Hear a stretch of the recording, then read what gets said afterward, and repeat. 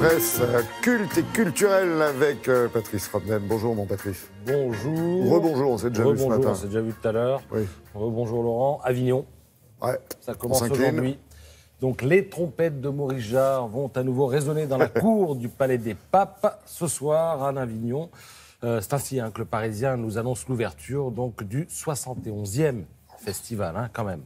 Alors, il en est abondamment question ce matin dans Libération, Cahier spécial, dans l'Humanité aussi, qui consacre plusieurs pages à l'événement et qui a la bonne idée de revenir aux sources du festival, avec une mise en perspective historique. Il faut se projeter 70 ans en arrière. Les années Jean Viard, les années... Oui, non, mais on est en 1947, lendemain de guerre. La France est en ruine.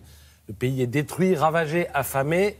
Et l'art et la culture et l'éducation populaire figure au programme du Conseil national de la résistance. Et c'est comme ça, en fait, que va naître le Festival d'Avignon. Il va y avoir une première semaine d'art dramatique. Et alors, à l'époque, effectivement, vous l'avez cité, ils sont trois. Il y a Jean Villard, René Char et Georges Pons, qui était le maire communiste d'Avignon. Oui, et tous les trois se réunissent. La décentralisation de la culture aussi. C'est exactement ce que j'allais dire. Non. Mais oui. Pardon. Eh ben, c'est pas grave. C'est exactement ce qui s'est passé. Je l'ai vécu cette époque, c'est pour ça. Non, vous ne les faites pas. Alors, la première pièce qui a été montrée, jouée à Avignon, c'est la tragédie du roi Richard II de Shakespeare. Mais là, maintenant, on aura 34 créations, 41 spectacles. Et puis, alors, au programme, vous avez par exemple Antigone de Sophocle en japonais. Ah ouais. Attention. Là, ouais. Mais je vous rassure, c'est surtitré en français. Bon, c'est le truc à faire. Voilà.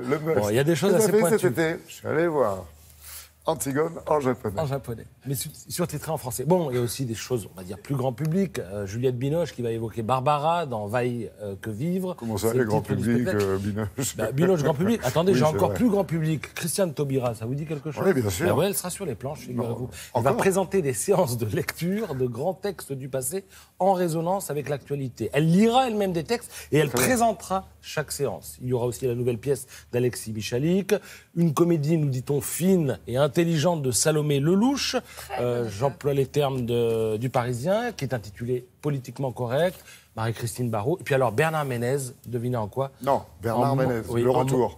En membre du Ku Klux Klan, dans une pièce intitulée L'étrange destin de Monsieur et Madame Wallace. On l'a vu faire du ski, il monte souvent sur les planches, mais quand même, là... On demande à voir. Alors...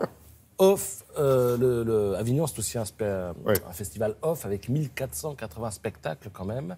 Et parmi ces spectacles, vous avez aussi l'ombre de Marilyn Monroe qui va planer sur le festival avec ce spectacle inspiré de Fragments. Alors Fragments, c'est le livre de Marilyn Monroe et derrière l'image de la blonde pulpeuse, on s'aperçoit qu'il y avait un concentré de sensibilité, de fragilité, dont témoignent les notes, les poèmes, les correspondances et même les recettes de cuisine. Je vois qu'Olivia a lu le livre, qui sont réunis dans ce livre.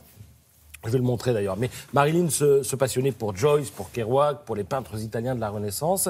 Et c'est tout cela qui est mis en scène dans ce spectacle, interprété par Caroline Dusset, avec David Lanzmann, fils de au piano. Alors, le livre dont je parle, Fragments, je vous en montre quand même la couverture, parce que ça aussi, ça a une histoire. C'est-à-dire qu'en 2007, Lou Reed présente son éditeur, ça se passe à New York au cours d'un dîner, à une certaine Madame Strasberg. Et la dame et Lou Reed se parlent, elle se confie, elle dit, vous savez monsieur, pas Lou Reed, l'éditeur, elle dit, vous savez, j'ai chez moi des valises, des petites mallettes, elles sont remplies de papier, il y a des petits cahiers, des blocs-notes, des feuilles volantes, et tout a été écrit par Marilyn. Alors l'éditeur, l'oreille, un petit peu de volume, comment te dire et ça dormait depuis 50 ans dans les valises et dans les mallettes, et du coup ça a donné ce livre.